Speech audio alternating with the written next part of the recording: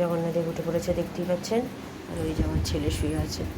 নমস্কার, নতুন একটা ভিডিও নিয়ে চলে আসলাম। উঠে পড়েছি, ফ্রেশ হয়ে গেছি। সেই এইমাত্র ঢুকলো। মাসিকে বললাম আগে যাও বাথরুমে গিয়ে আগে কেচে দাও। আর আমার হাজব্যান্ড অনেক সকাল সকাল আজকে বাজার চলে গেছে, তাও হবে 8টার সময় চলে গেছে। এই কাল আগামীকাল বিরিয়ানি করব, তার জন্য তো আজকে চিকেনটা নিয়ে আসবে, আরও কিছু সরঞ্জাম আছে, টক দই, এইসব জিনিস এনে রাখবে। কালকে সকালবেলা আনলে না সময় হয়ে উঠবে না, করতে তো সময় লাগে বিরিয়ানি, জানেন তো। কালকে সকাল থেকেই শুরু হবে, এই প্রথমবার করব বিরিয়ানি, তো তার জন্য একটু টেনশন তো হচ্ছেই, কোনোদিন করে নিয়ে আগে। তো আমার হাজব্যান্ড এখন সেই মাংসগুলো নিয়ে এসে ধুচ্ছে, আপনাদের সাথে শেয়ার করবো অবশ্যই। তো ঠিক আছে, মোটামুটি উঠে পড়েছি। এবার ছেলেকে তুলবো, একটু পরে তুলবো। ছেলের আজকে যেহেতু কোনো আন্টি নেই, একটু পরে তুলবো। আপাতত এখন আমার হাজব্যান্ডের এটা ধোয়া হয়ে গেলে আমার হাজব্যান্ড বললো তুমি যাও ঘরে গিয়ে এই টুকটাক যে কাজগুলো আছে সেগুলো করো, আমি পরিষ্কার করে দিচ্ছি মাংসটা। তো মাংসটা আনার জন্য আমও নিয়ে এসছে আর আলু নিয়ে এসছে বড় বড় কালকে বিরিয়ানির জন্য। তো এই হচ্ছে ব্যাপার। তো ঠিক আছে, এখন কি চা করবো, চা খাবো। আর রান্না তো বলেই দিয়েছি, আজকে এই চিংড়ি মাছের 2 রকম আইটেম করবো, সেটা তো আপনাদের সাথে অবশ্যই শেয়ার করবো। ভাপে করবো আর একটা বাটি চচ্চড়ির মতো করবো। তো এটা যখন করবো আপনাদের সাথে শেয়ার করবো। তো ঠিক আছে, চলুন এখন রান্না করে গিয়ে দেখাই আমার হাজব্যান্ড কী করছে আর চাটা করি। এই যে দেখছেন, এবং আগেই বললাম যে আমার হাজব্যান্ড বাজার থেকে চলে এসছে। তো এখানে নিয়ে এসে আমার হাজব্যান্ড বললো যে আমি ধুয়ে দিচ্ছি। তো আপনাদের আগেও বলেছি, তো যাই মাংসগুলো ধুয়ে দিচ্ছে। মাংসের পিসগুলো এত বড় বড়ই রেখেছে, খুব বড় না, মিডিয়াম সাইজে রেখেছে। তো চলুন, এখানে ধোয়াধুয়ি হয়ে গেলে এবার তুলে দেবো। আর এদিকে এবার আমি যাব চা করতে। আর এদিকে মাসি তো কাজ করছে, বললাম মাসিকে বললাম আগে জামা কাপড়টা কেচে দাও। তাই এদিকে চা বসিয়ে দিয়েছি। এখানে যেমন চা কি বলে, আদা আর চিনি দিয়ে দিয়েছি। আর এদিকে নতুন করে দুধ জাল দিতে বসিয়ে দিয়েছি। ভয়েস ওভার দিচ্ছি এই কারণে, কারণ পাখার আওয়াজটা এত জোরে জোরে হচ্ছিলো আমাদের যে রান্নাঘরের পাখাটা। তো কথা অর্ধেক মনে আপনারা শুনতেও পাবেন কিনা সন্দেহ, তার জন্য ভয়েস ওভার দিতে হলো। যাই হোক, মোটামুটি চা পাতা দিয়ে দিয়েছি, চা হয়ে গেছে। আজকে পাউরুটি দিয়ে চা খাবো, কারণ কি জল খাবারটা আমাদের না ঠিক মতো হয় না, অর্ধেক দিন বাইরে থেকেই খেতে হয়, তো ভাল লাগে না ওই কচুরি খেতে ওইসব। তার থেকে বরঞ্চ চা পাউরুটি খাবো, পেটটা ভর্তি থাকে। তাই আমার হাজব্যান্ড নিয়ে এসছে যখন বাজারে গেছিলো, তো ওইটা খাচ্ছি আমরা আজকে জল খাবার। আর এখানে দুধটা হতে থাক, ততক্ষণে চাটাকে আগে শান্তি হই। তো চলুন, আমি আবার পরে আসছি। রান্নাঘরে চলে গেছি। এটা চিংড়ি মাছটা মেখে নিয়েছি যে ভাপে করবো বলে। হলুদ গুঁড়ো, লঙ্কার গুঁড়ো, জিরে গুঁড়ো, নুন, সামান্য মিষ্টি, তেল, সর্ষে পাউডার আর হচ্ছে একটা টমেটো পেস্ট দিয়ে এবার মানে প্রেশার কুকারে যেরকম ঢেলে দিয়ে সামান্য একটু জল দিয়ে কাঁচা লঙ্কা দিয়ে একটা কি দুটো সিটি দিয়েছি। আমি আজকে 2টো সিটি দিয়েছি। তো গরম তো বেশি, একটা সিটি থাকলে যদি একটু কাঁচা থাকে, তাই জন্য 2টো সিটি দিয়েছি। অন্য সময় আমি একটা সিটি দিই। তো যাই হোক, আপনারা চাইলে 2টোও দিতে পারেন, নাহলে একটাও দিতে পারেন। আর এই দিকে আজকে চিংড়ি মাছ দিয়ে 2 রকমই রান্না আগেও বলেছি। তো এই চিংড়ি মাছ দিয়ে করবো বলে হচ্ছে এই চচ্চড়িটা, যেটা বাটি চচ্চড়ি বলে, আলু আর বেগুন দিয়ে। আমার ঝিঙে ছিল না, তাই ঝিঙেটা দিইনি।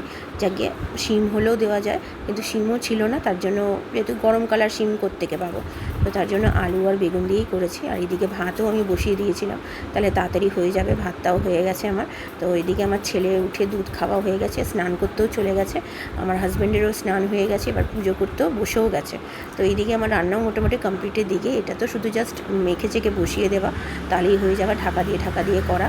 আর এইদিকে আমার ভাপেও হয়ে গেছে, একটু ঝোল রেখেছি, নাহলে খাবোটা কি দিয়ে। তো এইদিকে দেখুন মোটামুটি হয়ে গেছে, তেল ছেড়ে দিয়েছে, নামিয়ে ফেললাম। রান্না দিয়েছি। কেমন হয়েছে গো? ভালো আছে?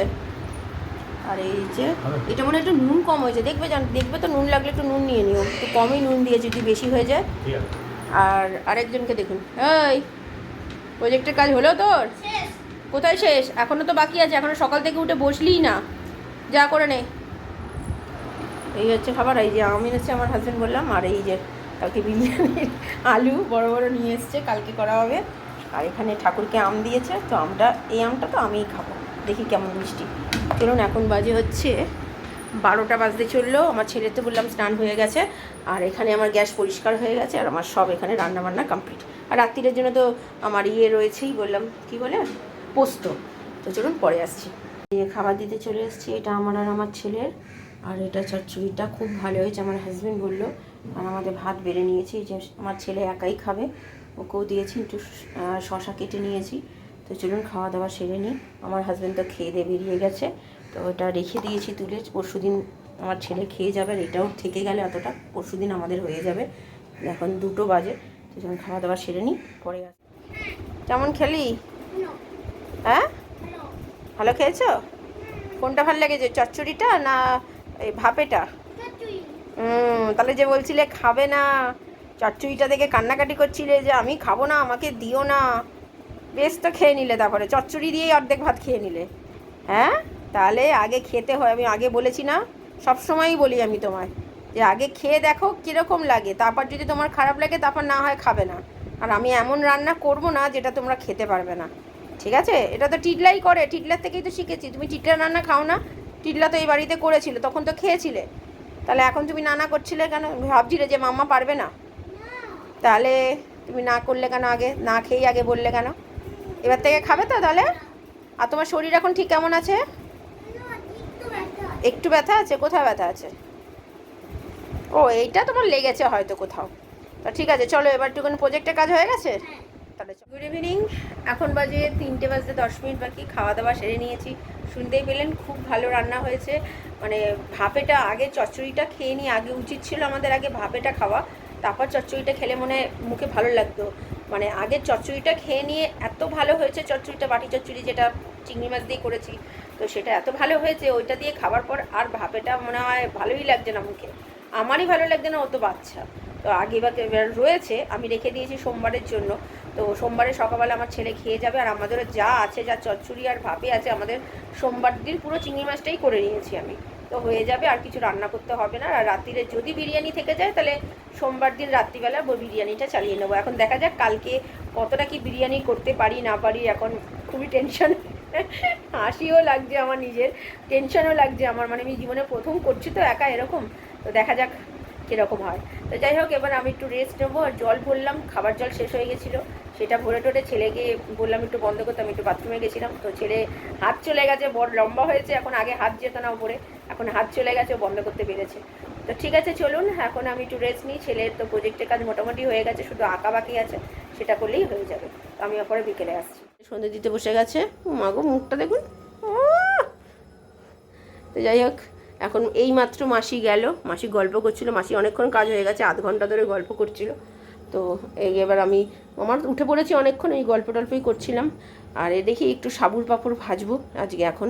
তো আমার হাজব্যান্ড আসলে রাত্রিরে ওকেও ভেজে দেবো, আমরাও এখন আমার ছেলে আর আমি বসে খাই। কেন খাবে না?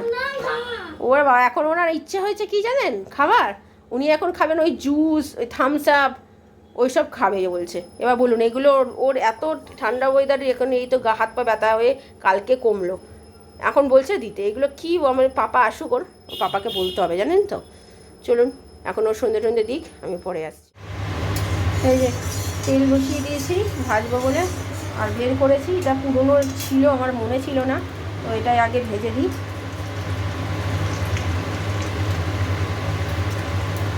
অনেক দিন পর সাবুর পাঁপড় খাচ্ছি, খাওয়াই হয় না। বিকেলবেলা পড়ানো থাকে, ছেলের পড়া থাকে, মনেও থাকে না অ্যাকচুয়ালি।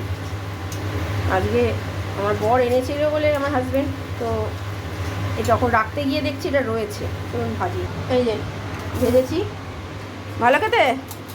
চলো, তা খেয়ে এখন কি করবে? টিভি দেখবে? তা চলো টিভি দেখতে দেখতে খাও। চলুন, ও খাক, আমি খাই, আমি পরে আসছি, আমার হাজব্যান্ডকে ভেজে দেবো। গুড ইভিনিং, এখন বাজে 8টা বাজতে 5 মিনিট বাকি। তো দেখলেন খেলাম আমরা, আমি আর আমার ছেলে ওই সাবুর পাঁপড় খেলাম। আমার হাজব্যান্ড আসলে ভেজে দেবো, ও যদি খেতে চায়, না হলে ঠিক আছে অন্য একদিন করে দেবো, রেখে দিয়েছি আলাদা করে। আর কী বলুন, তার জন্য শনিবার করে ছাড়া না আর খাওয়া হয় না এই জিনিসগুলো। মানে এমনি দিন তো আমার পড়ানো থাকে, ছেলের তো পড়া থাকে, সেই জন্য ওভাবে ভালোভাবে খেতে পারে না। ওই একমাত্র শনিবার রোববারটাও হয় না, কারণ কি রোববার আমার হাজব্যান্ড থাকলে ও কাজে বেরিয়ে যায় বিকেলবেলা, আর ও রোববার দিন খেতে যায় না, কারণ পরের দিন আবার স্কুল থাকে, ওর মনটা খারাপ থাকে। সেই জন্য আজকের দিনটাই এমন একটা দিন যে কালকের ছুটি আছে, তো ও একটু মনে আনন্দ করে খেতে পারবে। তো যাই জন্য আজকে করে দিয়েছি, খেলো, তাও পুরো খেলো না, একটা মতো আমাকে দিয়ে দিল। তো খেয়ে আমার সাবুর পাঁপড় খুব ভালো লাগে। আর এখনও রুটি করতে আসিনি, আর জামা কাপড়গুলো ভিজিয়ে দিলাম, তো মোটামুটি কাজ এই দিকটা গুছিয়ে রেখেছি। তো ঠিক আছে চলুন, আমি আমার পরে রাত্রিরে আসছি, আর রাত্রিরে তো বললাম রুটি করাবো আর পোস্ত দিয়ে খাবো। তো চলুন পরে আসছে। খাবার নিয়ে নিয়েছি, এই যে আলু পোস্ত আর এই রুটি। তো চলুন, আমার হাজব্যান্ড চলে এসছে, এখন বাজে 10টা 15। এই যে ছেলে, আর হাজব্যান্ডকে দেখাতে পারছি না, পুরো খালি গায়ে। তো চলুন খাইয়ে দিই ছেলেকে, তারপরে আমি আর আমার হাজব্যান্ড খাবো। চল, কী করছিস তুই এত রাত্রিবেলা? শুবি না? শুবি। খাওয়া দাওয়া তো হয়ে গেছে, আমি আমার হাজব্যান্ড ছেলেকে আগে খাইয়ে দিয়েছিলাম। এই যে তো ভালোই খেয়েছি পোস্ত দিয়ে, খুব ভালো হয়ে, বললাম না পোস্তটা তো আমি ঝাল ঝাল করি, রুটি দিয়ে ভাত দিয়ে, আমার হাজব্যান্ড তাই বলছে যে রুটি দিয়েও ভালো লাগছে, ভাত দিয়েও ভালো লেগেছে। আমি এরমভাবেই আমি করি যাতে ভালো লাগে দুরকম। যাই হোক একটুখানি রয়ে গেছে পোস্তটা, ওটা আমার ছেলে স্কুলে না হয় খেয়ে চলে যাবে। আমার পোস্ত বাসি হলেও আমাদের কোনো বিয়ে লাগে না, আমরা খেয়ে নিই, আমাদের এতটাই পছন্দ পোস্ত, ছেলে বলুন আমার হাজব্যান্ডের সবার। তো যাই হোক মোটামুটি সব কাজ গোছানো হয়ে গেছে, জামা কাপড় ভেজানো, চাল তো আজকে আর ভেজাইনি, কালকে সকালবেলা চাল বের করে রেখেছি, শুধু সকালবেলা উঠে ভিজিয়ে দেবো, কালকে যেহেতু বিরিয়ানি করব। তো আগেও বলেছি, তো দেখা যাক কীরকম হয় না হয়, আপনাদের সাথে অবশ্যই শেয়ার করব। তো এখন 11:15 বাজে, তো এবার শুয়ে পড়বো। ভিডিওটা তাহলে আর বড় করছি না, ভালো লাগলে লাইক শেয়ার সাবস্ক্রাইব করবেন। কালকে নতুন একটা ভিডিও নিয়ে চলে আসবো। আপনারা ভালো থাকবেন, সুস্থ থাকবেন।